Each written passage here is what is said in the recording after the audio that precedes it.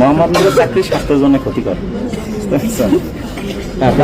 Police, কয় হাজার police দরকার, আর ঢাকা মোহাম্মদপুরের মতো, তাহলে মোহাম্মদপুরের মতো হলে বলবো 10,000 পুলিশ দরকার। আর নর্মাল ইন্টারন্যাশনাল স্ট্যান্ডার্ডে একটা নর্মাল দেশের জন্য এই 20 লাখের জন্য 5,000 পুলিশ দরকার, 400 জন একজন, 400 জন একজন। আমার পুলিশ আছে তো 250 জন।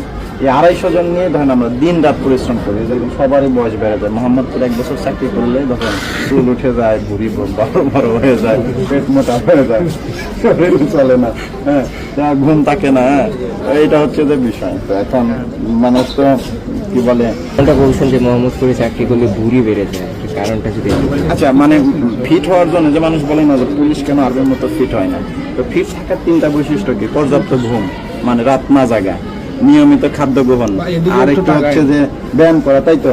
আমরা কি করতেছি, ধরেন যে রাতে ঘুম হয় আমাদের, কখনো হয় না। আমাদের খাবারে কোনো ঠিক ঠিকানা আছে? টিআরবিতে সবই কিছু বলা আছে, কিন্তু কখন খাইতে হবে এটা বলা নাই, কারণ জানে পুলিশের খাওয়ার সময় নাই।